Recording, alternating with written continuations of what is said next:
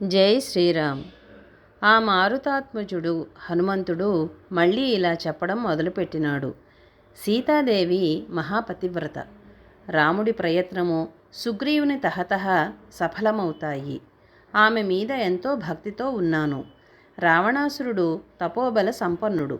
వాడు తపోబలముతో సమస్త లోకాలను దహించి వేయగలడు. ఆ తపోబలముతోనే సీతాదేవిని తాకినప్పటికీ వాడు నాశనమైపోలేదు. ఇంతవరకు జరిగిందంతా చెప్పాను.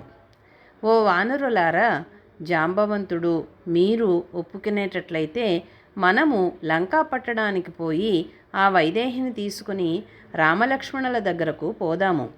అట్లా చేస్తేనే బాగుంటుందని నాకు తోస్తూ ఉంది.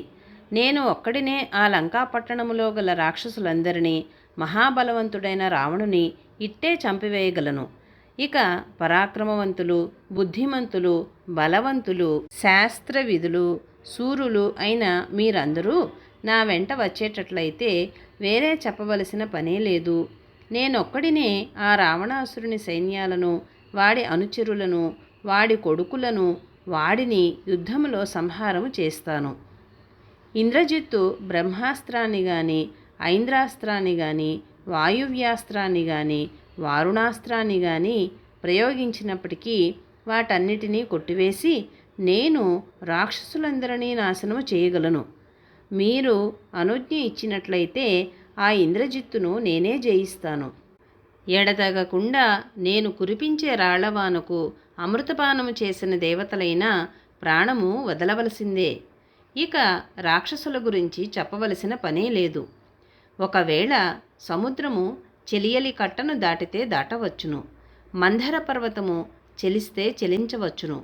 కానీ జాంబవంతుని ఏ శత్రుసైన్యాలు ఏమాత్రమూ కదిలించలేవు.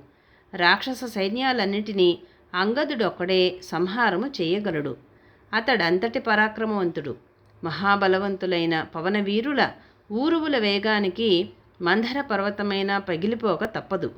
ఇక్కడి వారు రాక్షసులను ముక్కలు ముక్కలు చేయగలరు. అది నేను చెప్పవలెనా? దేవతలలో గాని, అసురులలో గాని, గంధర్వులలో గాని, ఉరగులలో గాని, పతగులలో గాని మైంద ద్వివిధులతో పోరాడగలవాడు ఒక్కడు కూడా లేడు. వారు అశ్వనీదేవతల పుత్రులు, మహాభాగులు. రణరంగములో వారితో పోరాడగలిగిన వారినెవరిని ఇంతవరకు నేను చూడలేదు. జై శ్రీరామ్.